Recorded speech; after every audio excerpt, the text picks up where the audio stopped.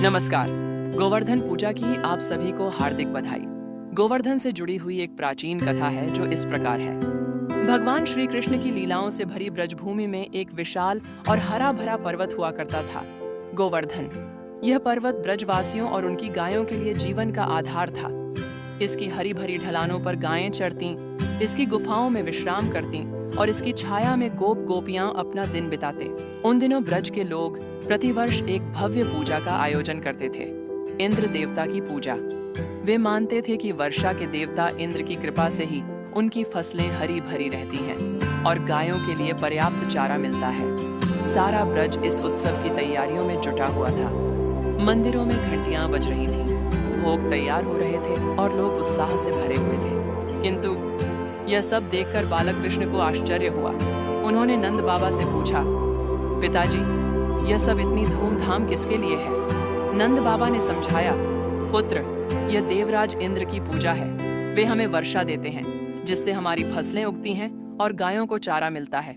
यह सुनकर कृष्ण ने एक गंभीर प्रश्न किया, किंतु पिताजी, क्या इंद्र देवता से भी अधिक तो हमारा गोवर्धन पर्वत हमारी रक्षा करता है?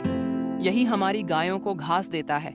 इसकी गुफाओं में हमारी गायें आश्रय लेती हैं। इसकी छाया में हम विश्राम करते हैं। फिर हम इंद्र की पूजा क्यों करते हैं और गोवर्धन की नहीं? कृष्ण की इस तर्कपूर्ण बात ने सभी गोप गोपियों को सोचने पर मजबूर कर दिया। उन्हें लगा कि कृष्ण का कहना एकदम सही है। फिर क्या था?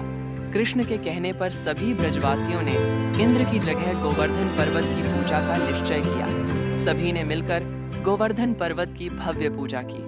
पर्वत को सजाया गया, उसके चारों ओर परिक्रमा की गई और ढेर सारा भोग लगाया गया। यह देखकर देवराज इंद्र क्रोध से भर गए। उन्हें लगा कि मृत्यु लोक के लोगों ने उनका अपमान किया है। उन्होंने अपने मेघों को आदेश दिया कि वे ब्रज पर भयंकर रूप से पानी बरसाएं, कि सारा ब्रज डूब जाए और ब्रजवासी अपनी गलती का एहसास करें। भयानक बादल उमड़े, बिजली कड़कने लगी और मूसलाधार वर्षा शुरू हो गई। ब्रजवासी भयभीत हो गए। तब श्री कृष्ण ने उन्हें धैर्य बंधाया और गोवर्धन पर्वत को अपनी एक छोटी उंगली पर उठा लिया। सभी ब्रजवासी और उनकी गायें गोवर्धन पर्वत की छत्रछाया में सुरक्षित आश्रय ले गए। 7 दिन और 7 रात तक लगातार वर्षा होती रही, किंतु श्री कृष्ण अपनी उंगली पर गोवर्धन पर्वत उठाए खड़े रहे और सबकी रक्षा करते रहे। अंततः इंद्र को अपनी भूल का एहसास हुआ। उन्होंने माना कि श्री कृष्ण स्वयं भगवान विष्णु के अवतार हैं। उन्होंने वर्षा रोक दी और कृष्ण से क्षमा मांगी। इस प्रकार श्री कृष्ण ने इंद्र के अहंकार का अभिमान तोड़ा और प्रकृति के प्रति कृतज्ञता का महत्व सिखाया। तब से आज तक दिवाली के अगले दिन गोवर्धन पूजा का पर्व मनाया जाता है, जो हमें यह याद दिलाता है कि ईश्वर के बाद प्रकृति ही है जो हमें जीवन देती है और हमें उसका आदर करना चाहिए। गोवर्धन पर्वत आज भी ब्रज में श्री कृष्ण की इस लीला का मूक साक्षी बना हुआ है।